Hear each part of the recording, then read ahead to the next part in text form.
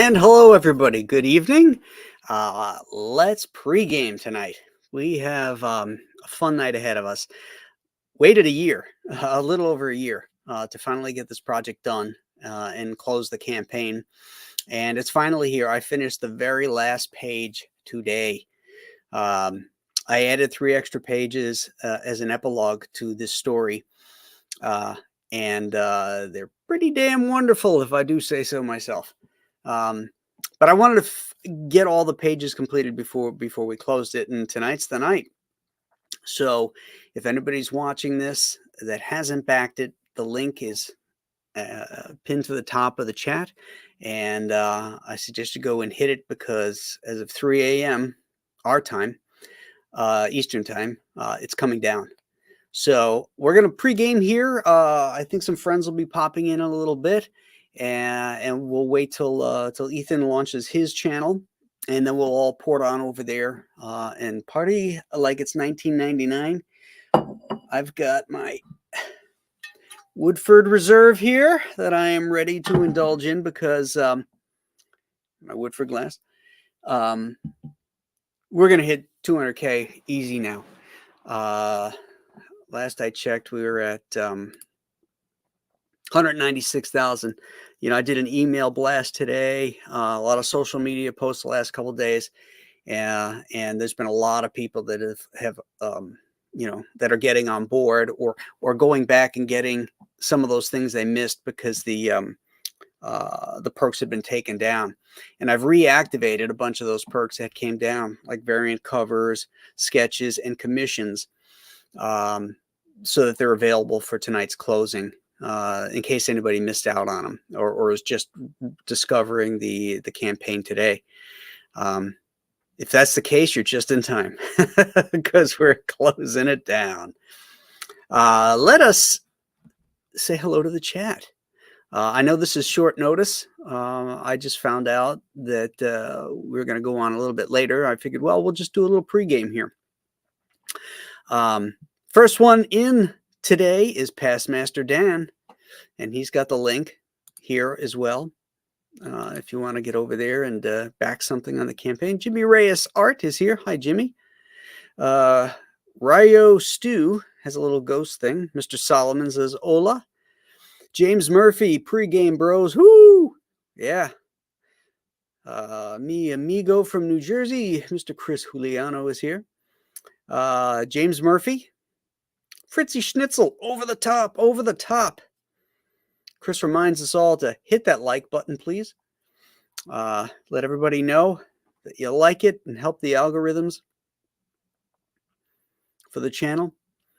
Let's see. Leg Kick 1 is here. Hello, Leg Kick. Norn Rad 2 Turbo is here.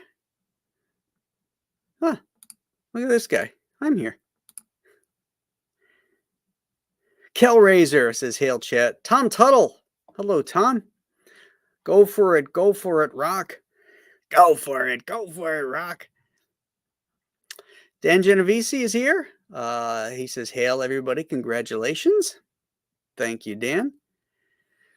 Norn Rad says, let's get to 200K for Like Fire tonight. Yes, indeed. We all want to hear that song. Mason W is here. Huron the Steadfast. Prater 7. H is for Heretic. It's like old home week. It's great to see everybody. I miss those mornings, those 31 Days of Monster mornings, I got to tell you. But we're going to do one this Monday, I think. I'll let you know over the weekend what to watch. But so I want to do something on Monday, start the week. So if you guys dug the 31 Days of Monsters, we'll do something. It might be a Western. It might be a monster movie. I've got a couple on my list that I am saving that I want to see. It's just for Heretic. I'm not sure if I got you. Zachary is here. Past Master Dan. Andrew Gonzalez just added to my order and got cover B. Thank you, Andrew. Much appreciated. Solitary Rain. John Porton. Mr. Cage 242. Outstanding. Oh, hey, Cole King says he got his plushies today. The quality is top notch, better than most licensed IP plushies I've gotten. Right? Those see, you get this stuff made in America, and they put out good stuff. So thank you for getting your plushies. If you haven't gotten a plushie, go over to compasscomics.com. We sold about half of them on the first day, but we still have some available. So if you didn't get your plushie of the Chinook, it's on the Compass Comics website, and they'll ship the next day. Julie gets the order and she goes in and ships everything that comes in. She's a monster. She's a shipping monster. So, well, we got a lot of folks in here. I'm not going to be able to hit everybody. And besides, we got somebody waiting backstage.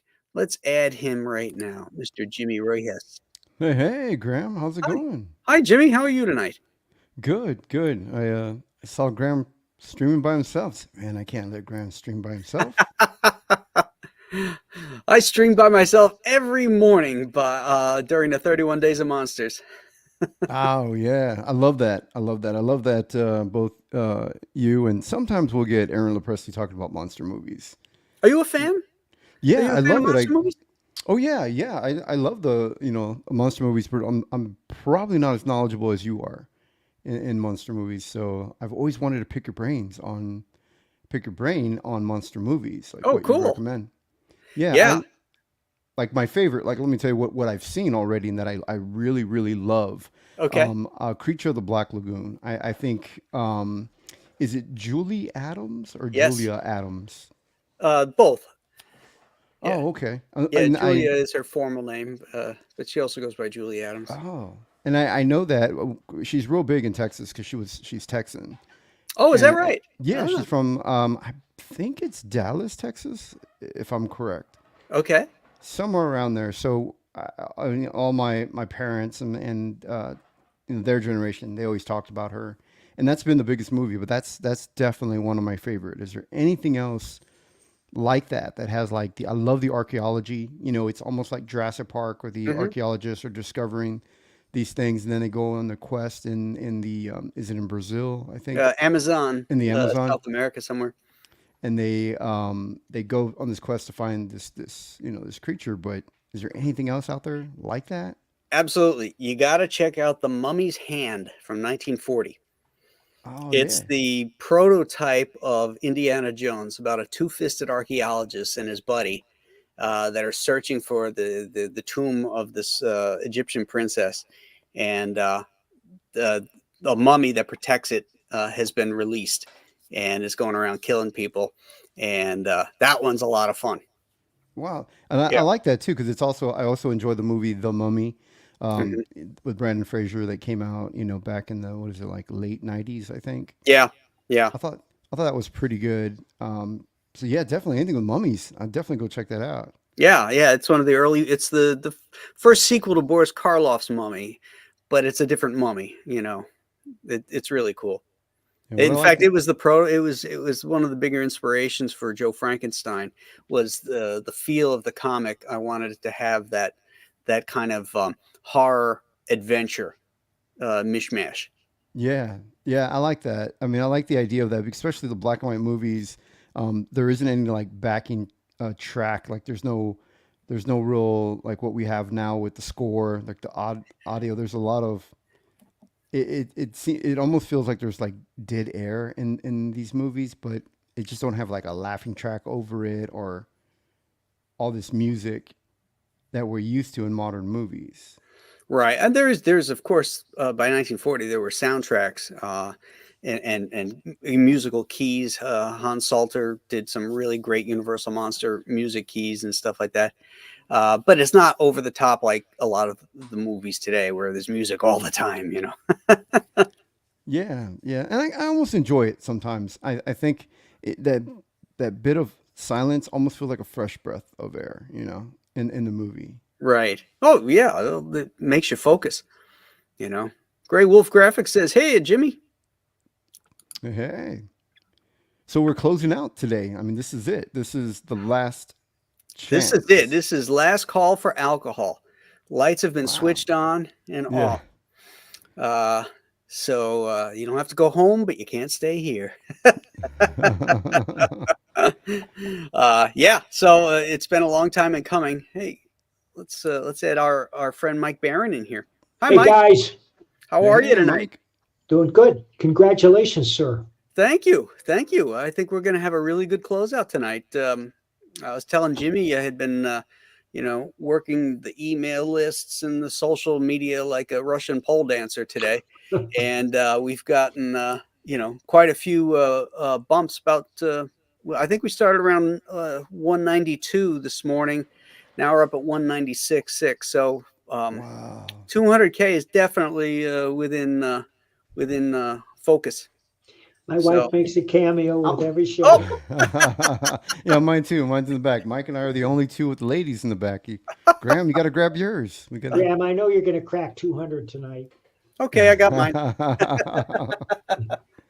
Yeah, see, there's this. Yeah, I think We we are, should. Mike. I think we are. I think we are. Yeah, you should. I mean, it's a great book. It's a really good book, and I'm sure tonight you're going to hit 200K. It's going to be exciting. It's going to be exciting for TG to see another 200K book. Yeah, I mean, the 100K is like the benchmark, to try to get to, and the 200 is more like rarefied air. But when these books get to those levels, what it is it's a statement that the fans are saying about the state of comics and their preferences, and we can't do this without everybody that watches and is in the chat and backs these projects, because you're sending a direct message to Marvel and DC and all the other publishers that artists are going to create with or without you, and now that we can create without you, we don't need you. And we can create stuff that we love, and that translates into stuff that the fans are going to love as well. So It is sad to see the traditional industry circling the drain, but they've had a million opportunities to switch directions and they haven't done it. I agree. I think it is sad. I had a lot of good years working at DC Comics when it was run by people that cared about publishing and cared about the characters.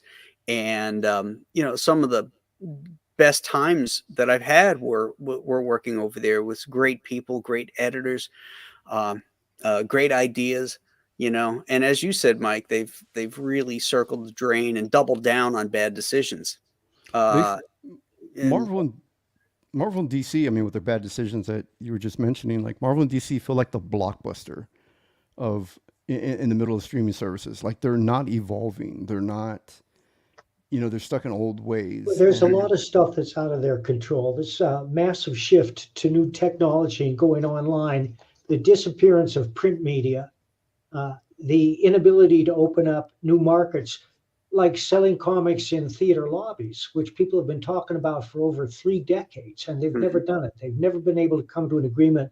But most egregiously, they forgot that their mission was to entertain. mhm. And that's why we're doing so well. Yeah, yeah, absolutely. And it's a lot of hard work to get the word out there, and because you're yelling into the wind a lot of times, but it's worth the effort. It certainly is worth the effort, because uh, I just love to see the faces show up in my feed here that I see on my other shows or on other people's shows.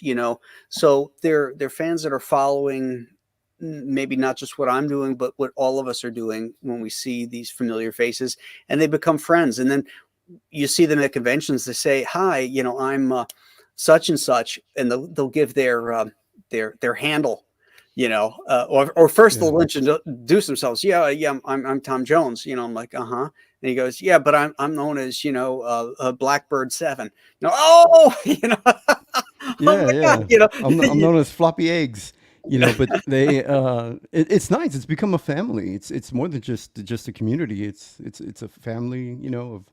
And we feel like we know each other, although half the time we've never met in person. And Right, right. it's so I've got to interesting. meet a lot of the guys and gals when I do conventions and I do my cigar and Hawaiian shirt night.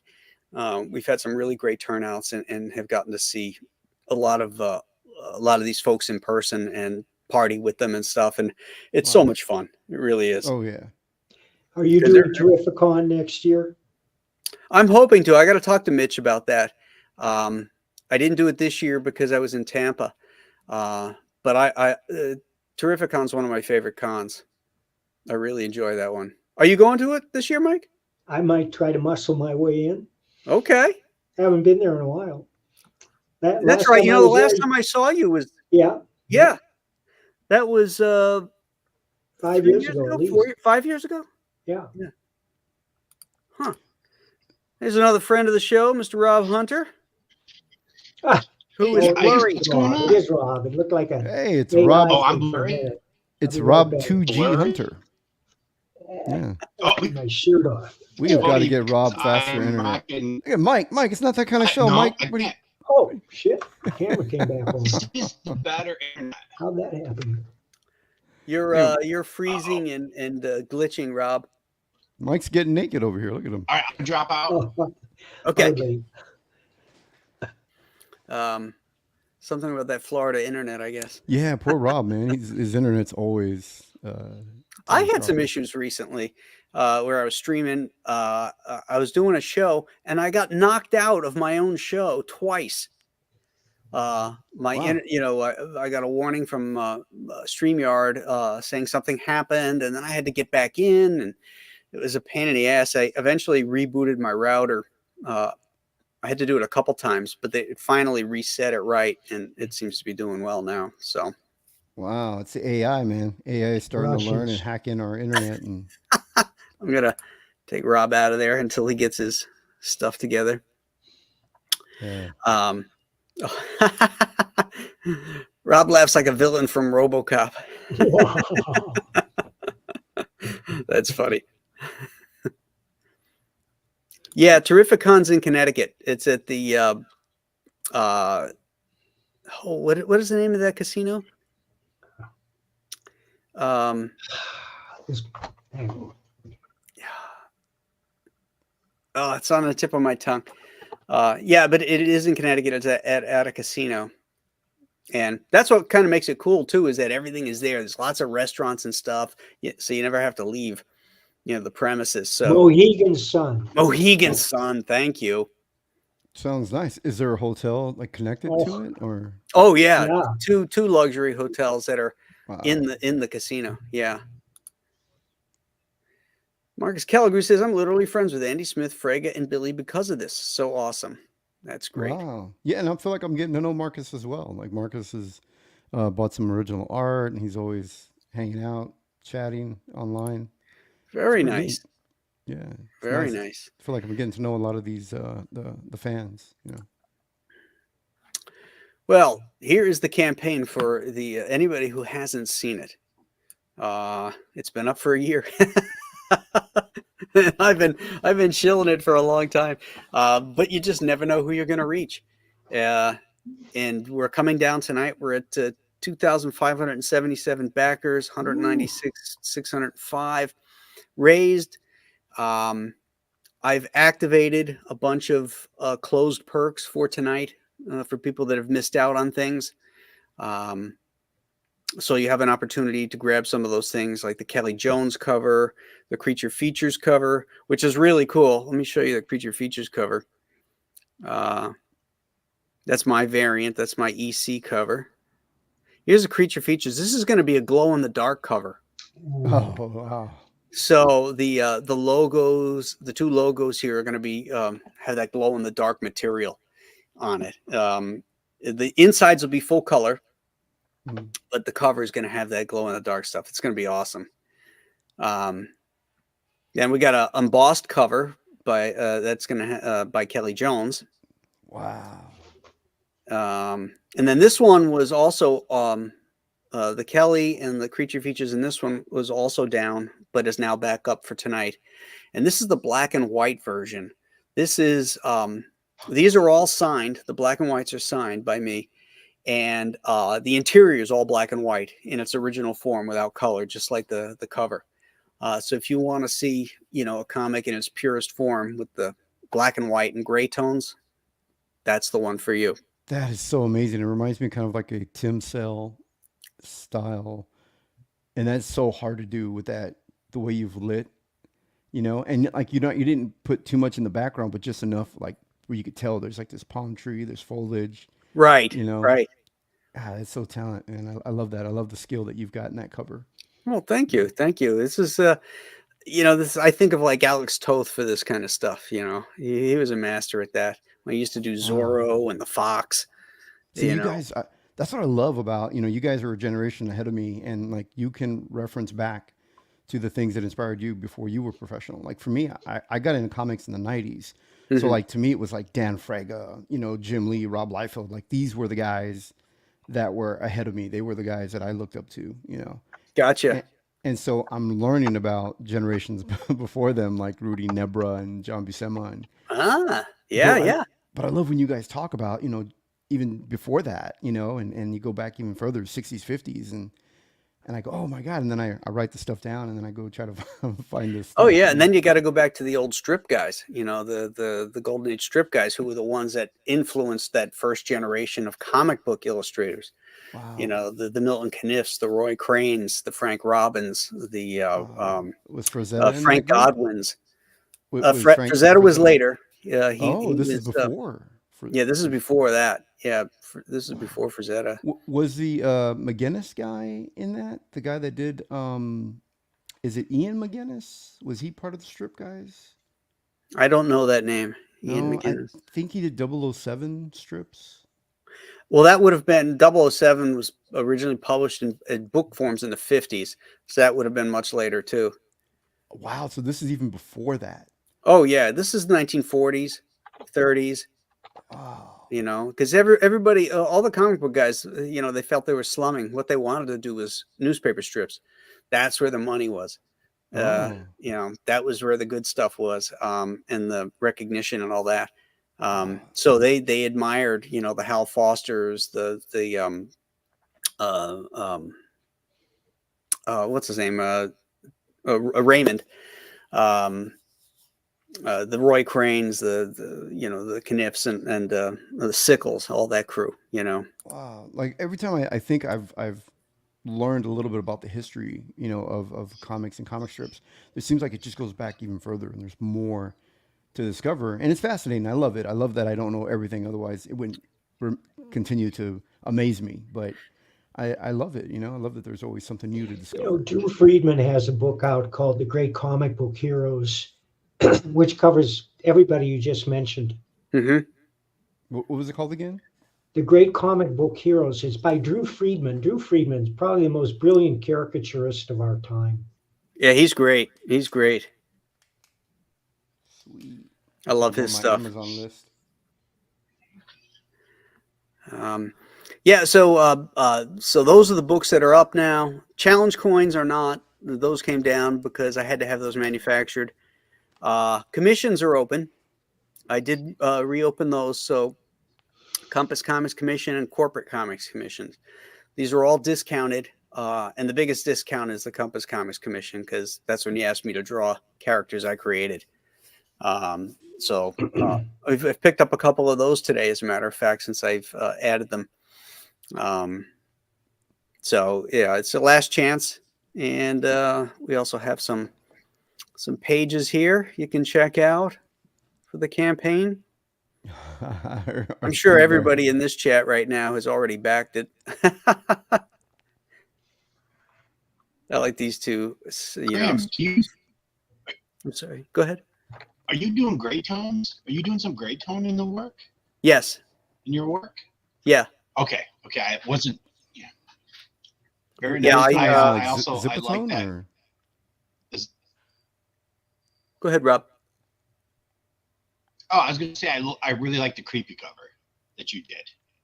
That's when I was in backstage. The one with the strong back, the strong lighting. That one's up. That one's awesome. oh, the black and the white. zombie in the very back, the ghost. Yeah. Oh, the black and white one. Okay. Yeah. Cool. Mm-hmm. Thank you. Super creepy. Just the light on his face, on the ghost face. Yeah, very nice.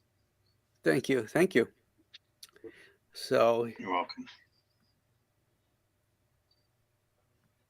Got some interior pages here. Wow. Print. Oh, that's colored by Dan Lawless. Wow. Yeah, Nice. this is really great. Yeah, got some prints. I got some Alien Alamo prints. Got a Cyberfrog print. He's fat. Look at some frog. Eating all those crabs. Yeah. Oh, and here's the original artwork for that mini print, which is for Damn. sale. Now, is that brush that you used in there to Yeah. get those white strokes? Yeah. This is almost all brush, Oh. I think. Yeah. There's a couple pen things like on the straight edges for like the rifle. Oh yeah. Yeah. But yeah, like all the stuff on the rock, that kind of Jean Girard inking technique on the rocks. That's Yeah. all See, brush. you notice Jean Girard, and to me, it goes like I got in comics in the '90s, so I know it as when Dan Green inked over Mark Silvestri on Wolverine in the '80s. Like that was like the generation before, and I loved what Dan Green was doing. It was very organic, and I love how he didn't close in all the lines. Mm-hmm. You know, and you've got that in your work, and I love that. Dan Green was really, really great inker. He just passed away a few months ago. Oh damn! I didn't know that. Yeah. Wow, man, that's sad. He's so talented, man. Yeah. Oh, Billy's going to be in a bit. Excellent. He's putting all that Excellent. hair product in his hair. It takes a while to get his hair looking smooth. You know. Oh, he Why doesn't is do it. He's Bzo got a Goo- team for that. Yeah. As Bzo Goo never gotten the acclaim he deserves. I much prefer him to Frazetta. I love Gogo's stuff. I met him at a Monster Bash one time in the 90s. Super nice guy. Love his use of color. Freaking amazing. I don't think I've ever seen like a panoramic shot painted by him. It's always like, sort of headshots or 3/4 busts. Wow. I'm sure he's done that stuff, but the only work that I know of his is from the Famous Monsters of Filmland covers that he did, and those are freaking amazing. But I would love to see like a full scene painted and see how that came out. What else has his work been in, or what can we find his work in? If you just look him up, Bzo Goo, it'll come up. But as I said, most of the stuff that I know his work from is from the paintings he did for Famous Monsters of Filmland magazine. I've never seen him do anything else. Is it like movie posters? Is that what you're referring to when it's paintings for? No, it's a monster movies? magazine. It's a Jim Warren magazine. The same guy that did Creepy and Eerie, and Frazetta, painted covers for them. Is that 60s or 50s 60s. for the Warren comics? I Warren interviewed magazine. Jim Warren in the 70s for Cream magazine. Oh yeah, Yeah, he was quite a character. he's still with us. Yeah, he How is. Yeah, fast he's that? still on. Ethan just posted it, his link, Oh, did he? and he said lunch, Oh, excellent. or maybe he meant to say lunch. I don't know. You know, Ethan. Lunch. That's a late lunch. Yeah. It's always Well- lunchtime for Ethan. It sort of is lunch now, I guess, if we're staying up to 3 a.m. to close this sucker. Yeah. Oh. These closeouts are long nights. I went to take a nap this afternoon. I wasn't able to fall asleep, but I rested my eyes for a little bit. So hopefully I'll rally. Yeah, 3 a.m. That's a long time. Yeah, it is. That's late. That means nothing gets done tomorrow. Yeah, I'm gonna sleep Yeah. all day and recover. That's how it is for me.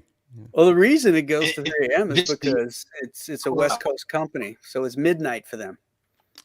Oh yeah, Yeah, so that the shut off is midnight to end the day, but for us on the East Coast, we got to go to 3. yeah. I'm central, so it'd be 2 for me. 2 a.m. Right. Mountain. So it would be what, 1 for you, Mike? It would be. Right. For 30 years, I never went to bed We'll at be here. 2 a.m. Wait a minute, Mike. Really? Are you telling us you're not going to be with us at 3 a.m.? Not unless I go to bed right now and get up at 3 a.m., which is I've done that before. You're just gonna get up to pee. My life has turned around since I was a young man. That's true. That's true. Wow. You made a stunning revelation the other night. What'd I say? You said the first 30 years you rode everything high. Oh, that's true. It's true. So And sober. it's been a lot harder since I gave up the killer weed, but the stuff is better. And it's not because I gave up weed, it's just because I'm learning. There you go. There you go. Well, it looks like Ethan's going to fire up our main party right now. So I hope everybody here in the chat will port on over there to Comics Pro Secrets channel. And we're going to be up for a while. There'll be more folks partying over there. And I hope you'll join us as we bring this train into the station of 200K. Choo choo, Charlie. Yeah. Yeah, well, you'll get there. You're gonna get there easily, I'm sure. Oh, I have no doubt we're gonna do that tonight, and maybe even we'll go further. But when we hit the 200, you know what time it is, folks. Captain Woodford comes out. Oh my God, that's a huge bottle. Wow. Well, you never know. You gotta drink that. No, I'm not gonna drink all that. It all down for 200. Drink it all for 200. I would do that. I'll take the chat. If I'll drink it all for 300. I'll drink. Dude, Wait, what was in the bottle? Is it whiskey? Yeah, bourbon. Oh, bourbon. Yeah. Yeah, bourbon whiskey. Ooh, So yeah, that would be a crazy night. Well, hey, everybody, thanks guys for coming in for our little pregame, and everybody in the chat, thank you for coming in, and let's all go over to Ethan's channel and continue this party there. All right. So we'll see you in a little bit, guys. Bye-bye.